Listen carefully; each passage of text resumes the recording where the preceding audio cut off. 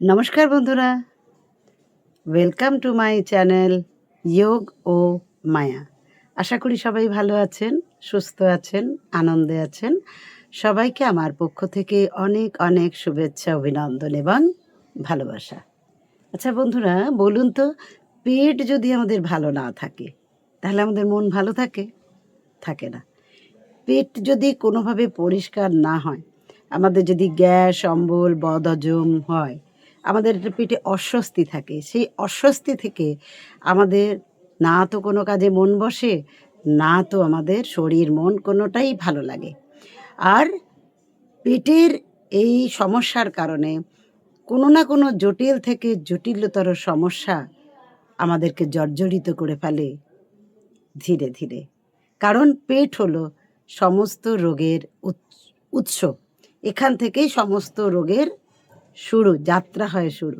তাই বলে না যে ভুঁড়ি আর মুড়ি এই দুটোকে ঠান্ডা রাখতে হয়। পেটকে ঠান্ডা রাখতে হয় আর মাথাকে ঠান্ডা রাখতে হয়। আর সবথেকে বড় কথা হলো গিয়ে আমরা খেতে খুব ভালোবাসি। খাবো আর হজম হবে না, পেট পরিষ্কার হবে না, এটা যেন আমাদের মন মানতেই চায় না। সে যাই হোক, আমরা পেটের যে কোনো সমস্যার মুখোমুখি হই না কেন, সেই সমস্যার হাত থেকে রেহাই পাওয়ার জন্য আমরা কত কিছু না করি। কত রকম ওষুধ খাই, কত রকম টোটকা করি, কত কিছু করি, কিন্তু তাতেও সমস্ত সমস্যার সমাধান মেলে না। আর যদিও বা মেলে, সেটা খুবই সাময়িক। তাই আজকে আপনাদের কাছে এমন একটা কৌশল বা পদ্ধতি বা যৌগিক ক্রিয়া নিয়ে আলোচনা করব, যেটা স্বয়ং ভগবান শিব দেবী পার্বতীকে দিয়েছিলেন। সেই কৌশল বা সেই ক্রিয়া বিনা ওষুধে, বিনা ডাক্তারে, শুধু একটু বিশ্বাস এবং সঠিকভাবে সেই ক্রিয়াটাকে যদি ঠিকঠাক করতে পারেন, তাহলে ম্যাজিকের মতো কাজ করবে মাত্র কয়েক সেকেন্ড থেকে শুরু করে কয়েক মিনিটেই। তো আজকে বন্ধুরা সেই বিষয় নিয়ে আলোচনা করব, যে কিভাবে করবেন, কতক্ষণ করবেন, কারা করবেন না। তো আমার সঙ্গে শেষ পর্যন্ত থাকুন। ভালো লাগলে লাইক করুন, কমেন্ট করুন, সাবস্ক্রাইব করুন, শেয়ার করুন। পাশে থাকা বেল আইকনটা প্রেস করে দিন, যাতে করে নোটিফিকেশান আপনার কাছে সবার আগে পৌঁছে যায়। তাই চলুন বন্ধুরা, শুরু করি আমাদের সেই আজকের আলোচনা। হ্যাঁ বন্ধুরা, কেবলমাত্র শ্বাসের পরিবর্তন করে কয়েক সেকেন্ড থেকে কয়েক মিনিটের মধ্যেই পেটের সমস্যা আপনি নিজে নিজেই দূর করতে পারবেন। আপনি যদি বিশ্বাস নিয়ে এবং সঠিক পদ্ধতিতে এই যৌগিক ক্রিয়াটা অভ্যাস করেন, তাহলে অবশ্যই ফল পাবেন হাতে নাতে। এটা শরীর বিজ্ঞানেরই একটি কৌশল। এটা হাজার হাজার বছর আগে থেকেই যোগশাস্ত্রে ব্যাখ্যাত হয়েছে। হ্যাঁ বন্ধুরা, আমরা শ্বাস নিই কোথা দিয়ে? দুটো নাক দিয়েই নিই। কিন্তু একটু খেয়াল করে দেখবেন, কখনো কখনো আমাদের ডান নাক সক্রিয় থাকে বেশি, কখনো কখনো বাঁ নাক সক্রিয় থাকে বেশি। এই যে কখনো ডান কখনো বাঁ, এর মধ্যেই কিন্তু মূল রহস্য বা মূল জ্ঞানটা লুকিয়ে আছে। আমরা দুটো নাক দিয়ে কখনোই সমানভাবে শ্বাস গ্রহণ করি না। দুটো নাক সমানভাবে সক্রিয় থাকে না। আর এটাই যদি বুঝতে পারেন, আর বুঝতে পেরে আপনি সেই অনুযায়ী শ্বাসের পরিবর্তন করে নেন, তাহলে কিন্তু আপনার সমস্যা, যে কোনো সমস্যাই দূর হতে পারে। কিন্তু আজকের আলোচনা আমাদের পেট নিয়ে, তাই পেট নিয়েই কথা বলবো, যে কিভাবে শ্বাস পরিবর্তন করে আপনি আপনার ডাইজেস্টিভ সিস্টেমকে কন্ট্রোল করতে পারবেন, কিভাবে আপনার পাচন শক্তিকে ঠিকঠাক রাখতে পারবেন। তো এর জন্য কোনো ওষুধ খেতে হবে না, এর জন্য কোনো ডাক্তারের কাছে যেতে হবে না। তো এবার বলবো যে আপনি কি করবেন। কি করবেন বন্ধুরা?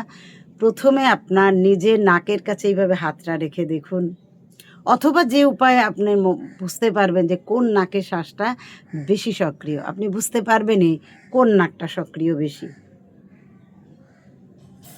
এইভাবে হাত রেখে বুঝতে পারবেন, বা এইভাবে একটু শ্বাসটা ফেললেই বুঝতে পারবেন যে কোন নাকটা বেশি সক্রিয়। যদি এইভাবে বুঝতে পারবেন, বা যেটা আপনার সুবিধা হবে সেটাতে বুঝতে পারবেন যে আপনার কোন নাক সক্রিয় বেশি। যদি দেখলেন যে আপনার ডান নাকই সক্রিয় বেশি, তাহলে তো কথাই নেই। তাহলে আপনার শরীর যে খাবার খাচ্ছেন সেটা হজম করবার জন্য, বা ডাইজেস্ট করবার জন্য, বা পাচন, যেটা আমরা বলি পাচনের জন্য কিন্তু প্রস্তুত হয়ে আছে। ঠিক এই সময় আপনি কি করবেন। আর যদি ডান নাক সক্রিয় না থাকে তাহলে কি করবেন, দুটোই বলবো। আমি এখন ডান নাক যদি সক্রিয় থাকে তাহলে বলেছি এটা ডাইজেস্ট করবার জন্য উপযুক্ত, অর্থাৎ আপনার যথাযথ। কারণ আমাদের ডাইজেস্ট করে যে কোনো খাবার খেলে আমাদের সেটা হজম করবার জন্য ডান নাকে শ্বাস তখন সক্রিয় থাকা বাঞ্ছনীয়।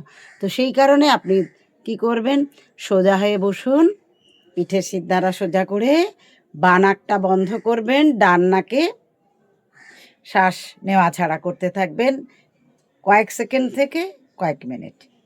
সেটা আপনার সাধ্যানুযায়ী আপনি বুঝতেই পারবেন।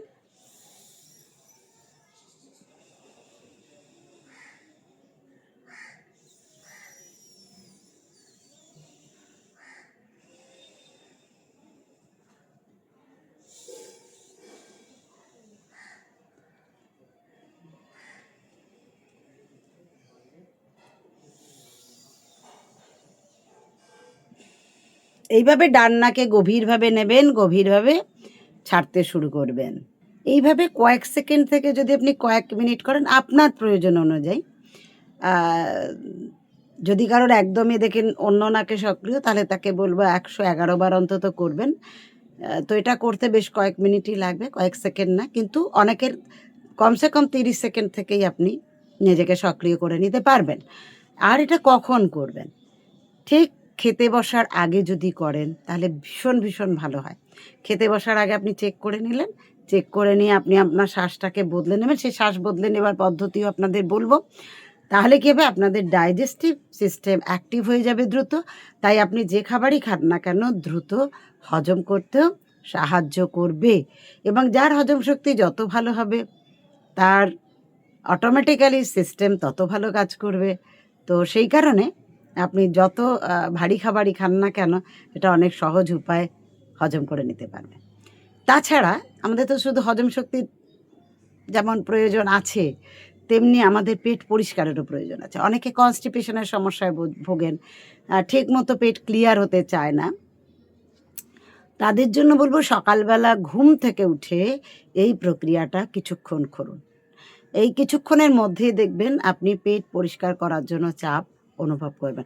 হ্যাঁ বন্ধুরা, সবথেকে বড় কথা হলো, আমি আরও একবার রিপিট করে দেবো, সঠিক পদ্ধতি এবং অবশ্যই বিশ্বাস নিয়ে। কারণ এটা আপনার নিজের শ্বাসকে আপনি নিজে নিয়ন্ত্রণ করে করবেন। তো এখানে কিন্তু আপনার ইনভলভমেন্ট সবসময় জরুরি। তো এটা কিন্তু ম্যাজিকের মতো কাজ করে। আপনি প্রত্যেক দিন করতে থাকুন, দেখবেন আপনি উপকার পাবেন পাবেন এবং পাবেন। এটা আমার কথা নয়, শাস্ত্রগত ব্যাখ্যা। এবার বলবো, যদি দেখেন যে ডান নাকে সক্রিয় নেই খেতে বসার আগে, তাহলে আপনি কি করবেন, কিভাবে বাঁ নাকে পরিবর্তন করবেন। প্রথম পদ্ধতি হলো সিধে হয়ে বসে আপনি বেশ কিছুক্ষণ কি করবেন, বাঁ নাক বন্ধ করে ডান নাকে, যেটা আমি একটু আগে করে দেখালাম, ডান নাকে কন্টিনিউয়াসলি নিতে থাকবেন যতক্ষণ পর্যন্ত না ডান নাক সক্রিয় হয়ে উঠছে। আর দ্বিতীয় পদ্ধতিটা কি, আপনি বাঁ দিকে কাত হয়ে শুয়ে পড়ুন বেশ কিছুক্ষণ, যতক্ষণ না ডান নাকে শ্বাস অ্যাক্টিভ হচ্ছে, বেশি অ্যাক্টিভ হচ্ছে, ততক্ষণ পর্যন্ত আপনি বাঁ দিকে কাত হয়ে শুয়ে থেকে ডান নাকে নেওয়া ছাড়া অভ্যাসটা করতে থাকুন। হ্যাঁ বন্ধুরা, আবারও বলবো, বিশ্বাস সহযোগে, বিশ্বাসে মেলায় বস্তু, তর্কে বহুদূর।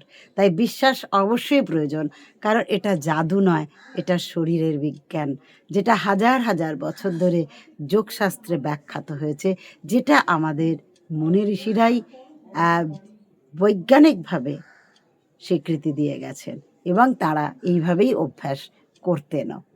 তো বন্ধুরা, এইভাবে যখন ডান নাকে সক্রিয় হয়ে যাবে তখন আপনি ডান নাকে বেশ কিছুক্ষণ 30 সেকেন্ড থেকে শুরু করে 1 মিনিট 2 মিনিট, প্রয়োজনে 3-4 মিনিটও অভ্যাস করতে পারেন, যাতে করে আপনার খাদ্যদ্রব্য সঠিকভাবে হজম হয়ে যায়।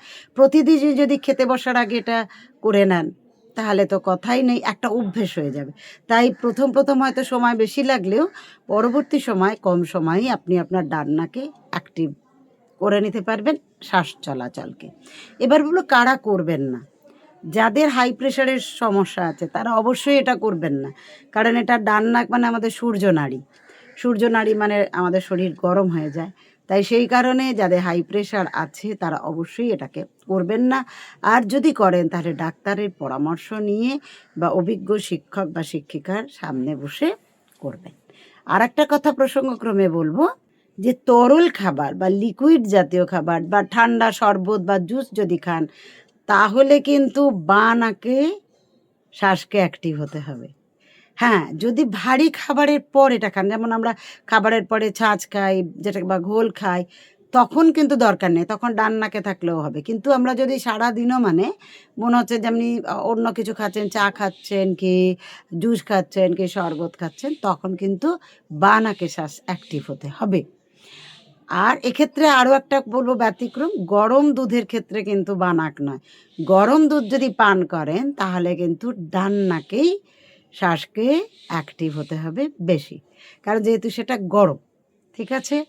আর যাদের কনস্টিপেশন বা কোষ্ঠকাঠিন্য অত্যন্ত বেশি তারা শৌচাগারে বসেও আপনার ডান নাককে অ্যাক্টিভ রাখার মানে প্রক্রিয়া বা ক্রিয়া আপনি চালিয়ে যেতে পারেন।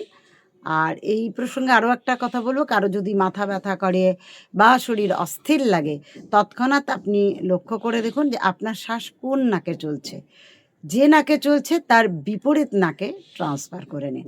বিপরীত নাকে ট্রান্সফার করার দুটো পদ্ধতিই বলেছি। এক হচ্ছে ধরুন আমি যদি ডানে নিই তো ডানেই নেওয়াছাড়া করবো, যদি বাঁয়ে নিই তো বাঁ নাকেই নেওয়াছাড়া করবো যদি বাঁ নাকে প্রয়োজন হয়। আর যদি আমি তো বাঁ দিকে কাত হয়ে বলেছি ডানে শ্বাসকে সক্রিয় করার জন্য, আর যদি বাঁয়ে সক্রিয় করতে হয় তাহলে ডান দিকে কাত হয়ে শোবেন। এইভাবে শ্বাসকে বদলে নিতে পারি অতি সহজে। তো সেই কারণেই বলবো যেটা একটা বিজ্ঞান, এটা শাস্ত্রসম্মত বিজ্ঞান। আর এই শাস্ত্রসম্মত বিজ্ঞানকে যদি আপনার দৈনন্দিন জীবনে সঠিকভাবে কাজে লাগান তাহলে মুহূর্তের মধ্যে আপনি নিজে নিজেই নিজের শরীরকে ভালো রাখতে সমর্থ হবেন। হ্যাঁ, আপনার পেট পরিষ্কার হয়ে যাবে, হজম শক্তি বৃদ্ধি পাবে, আপনার শরীরের আরও অনেক সমস্যাকে কিন্তু আপনি দ্রুত সমাধান করে নিতে পারবেন শ্বাসকে যদি বদলে নেন। মানে এই প্রসঙ্গে বলে দিলাম আরও একটাই কথাই, যদি দেখেন শরীরটা অস্থির লাগছে আগে দেখে নিন, আবারও রিপিট করে দিচ্ছি, কোন নাকে শ্বাস বইছে তার বিপরীত নাকে ট্রান্সফার করে নিন। রাস্তাঘাটেও করতে পারেন, বাড়িতেও করতে পারেন, কোনো অসুবিধা নেই। তাহলেই আপনি ভালো থাকবেন। এই ছোট ছোট কৌশলগুলো আপনার শরীরের ভারসাম্য রক্ষা করবে, শুধু প্রয়োজন সঠিকভাবে প্রয়োগ। তাই আপনি সুস্থ থাকুন, ভালো থাকুন এবং আনন্দে থাকুন। আর বন্ধুরা, আজ আর নয়, তো আরও একটা নতুন কৌশল অনেকে জানেন অনেকে জানেন না, যারা জানেন তারা জানেনই, আর যারা জানেন না তাদের জন্য আমি আজকে চর্চা করলাম। তো ভালো লাগলে পুনরায় রিপিট করে দিই, লাইক করুন, কমেন্ট করুন, সাবস্ক্রাইব করুন, শেয়ার করুন, আর ভালো থাকুন সবসময়। ওম শান্তি।